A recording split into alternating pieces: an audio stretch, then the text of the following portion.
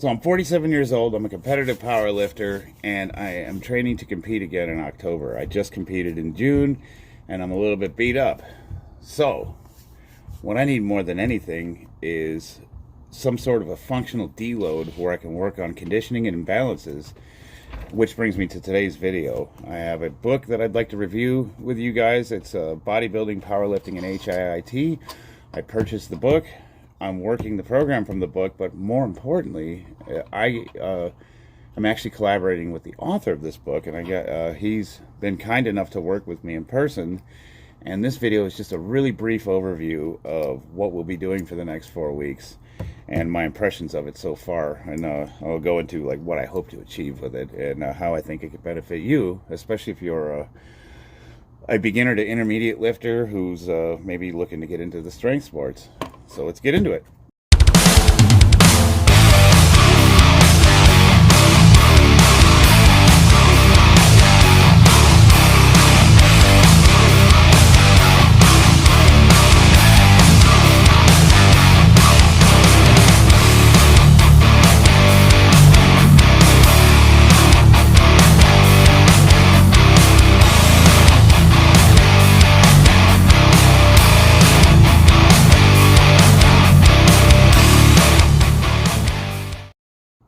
So right off the bat, the title of the book is Bodybuilding, Powerlifting and HIIT While in Prison, the Max Intensity, Max Recovery Way for Max Gains. And the author's name is Bobby Forever. He illegally changed his name. He informed me that he legally changed his name to Bobby Forever, so that's his actual name. I originally thought it was a pseudonym or a pen name, but that is his actual name. And I purchased the book on Amazon for $10 paperback. You can also get it on the Kindle for $5. I'm sure it's available other places, but that's where I purchased it. And the program centers around more of a higher intensity, lower weight, higher repetition workout that is designed for strength and conditioning. And according to Bobby, it's going to really help me break through the current plateaus that I'm working with. And it centers around something called the Forever sequence.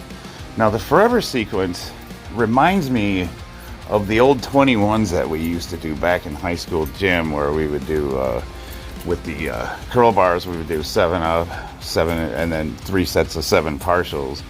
But the sequence goes something like this.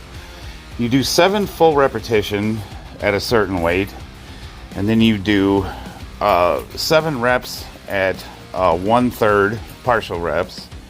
And then you do 7 reps at halfway partial reps. And then you do 7 repetitions for 2/3 of the way down partial reps. And then you do 3 really slow full repetitions. And then you do the same thing. You do 1/3 pause reps, 1/2 pause reps, 2/3 pause reps.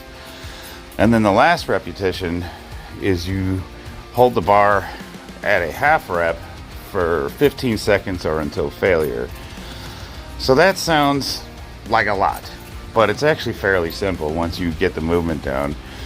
The initial first couple times I did this, the sets lasted over a minute. So even with just the barbell in my hands, it was really burning by the time I was able to rack the bar. And for bench press, we worked up to 135 pounds. 135 pounds was so heavy for me that I wasn't even able to fully complete the full sequence. So I went to total failure, and I felt pretty torched the next day. To put that in perspective, my flat bench is close to 400 pounds. So the fact that I was struggling with 135 pounds maybe gives you a little bit of insight as to how challenging this workout is. What I think is great about this is that it can act, according to Bobby, as a functional deload, which is specifically what somebody my age needs with the workload that I've been utilizing for the last few months. So this will be a good opportunity for me to get some conditioning in, work different muscle fibers, possibly add some strength to the top end of my conventional lifts, and allow the body to heal up. which is for me the most important thing. The most important thing is, if I'm going to go back-to-back competitions at my age, I really have to let these injuries heal. And this seems like a really good way to work around those injuries and accomplish everything that I still want to accomplish before I go into a more traditional powerlifting split at the end of this 4-week period. Here I am with just 135 pounds on the bar, which, you know, is not even, it's not even my target warm-up weight when I'm starting my normal sets. And I was unable to complete this sequence before my arms gave out and went to complete failure. I'm going to read the Bobby Forever sequence right out of the book to give a better explanation than I was able to provide. And I'll post that here so you can read it. But his explanation is, begin with the prescribed repetitions. Next, do the lower third repetitions, the bottom third of the range of movement. Next, do the middle half repetitions, the middle of the range of movement. Next, do the upper third repetitions, the upper third of the range of movement. Next, do slow repetitions, or full range of movement, but slowly. Next, do a hold at the top third of the movement. Next, do a hold at the middle of the movement. Next, do a hold at the lower third of the movement. Lastly, hold halfway for a predetermined time or until failure. All one sequence, all one set. So, once you are finished with the sequence, you will have done basically 4 sets of 7 repetitions and 4 sets of triples with a 15-second hold or a predetermined amount of time hold. And that is all one set. So that's a single set. And just doing one set, I gotta tell you, boy, it was definitely a challenge, especially for this being my first day. After the bench sequence, we did 3 more exercises. I did dips, overhead presses, and a variation of a tricep extension from the standing position. Now, I normally am not that heavy of an overhead presser, and I don't spend a lot of time with the overhead press, so I would say of all the lifts, that's probably my weakest one. And what's nice about doing this program is it's going to focus heavily on the overhead press, which will more than likely make my overhead press a lot stronger, which will then translate to my flat bench, which should help that go up. But the big goal, I would say my number one goal going into this competition in October is a 400-pound bench. If I don't get at least a 400-pound bench, I will consider this meet a failure. I would like to have a 400-pound bench, a 600-pound squat, and a 600-pound deadlift, and a 550-pound squat. Anything less than that, I feel like it won't really be that successful of a meet. Those are the basic goals.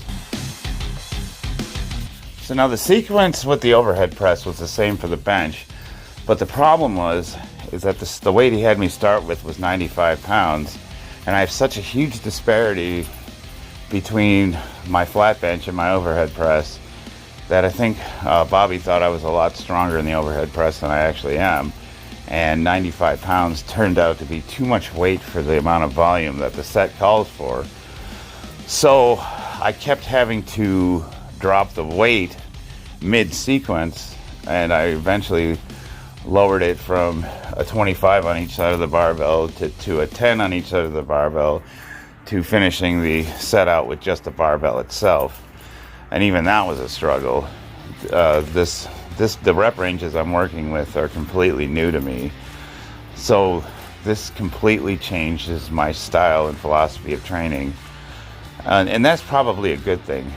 I imagine that this is going to do nothing but improve my lifts, and the commitment I've given to Bobby is that if after 4 weeks we're not seeing the progress we want, we could switch back to a more traditional split that I normally work with.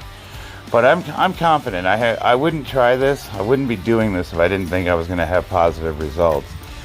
And I have enough time to my next competition where I have a little bit of wiggle room to try some new things out. I'm going to go into this and I'm going to give it the same amount of intensity that I would any other endeavor, So I'm gonna give it an honest appraisal. This isn't something that's being pushed on me, or it's not something that I'm just taking on lightheartedly. I'm gonna really go into it with dedication and effort.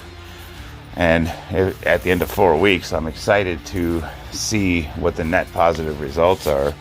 More importantly, though, and I think the most important thing, is that I hope that this gives my body a chance to heal up. I've got some nagging tendonitis issues. I've been very lucky. I made it to the age of 47, and I still compete at a relatively high level, and I've never had a major injury, but I am plagued by little nagging pains that can be quite debilitating on a day-to-day basis. And I'm hoping that by doing this, it'll help to alleviate and work on some of those issues. Bobby's got a YouTube channel. I would definitely recommend checking him out. Bobby Forever. You just put that in the search and look him up on YouTube. He's a wealth of information. And yeah, he helped me a lot with this last competition that I did really well at. He adjusted some of the rep ranges and total volume I was working with, and I credit him with some of the success I was able to have. This was one of the best meets of my life, and I'm 47 years old, so I didn't expect to do as well as I did. This video was just a real quick overview. I didn't really go into depth or detail or specifics, so in the future I'll be making shorter videos that kind of dive more into the aspects of this program. My thoughts initially is that I really like it. It's a nice change of pace, and I will keep you guys posted and see if it's something that maybe can help you out moving forward. Appreciate you watching. Thank you for all your support. Hit that subscribe and like button, and let me know if this is something of interest to you. It's definitely a departure from what I'm used to, so it'll be interesting these next 4 weeks, see how it goes. Thanks, guys.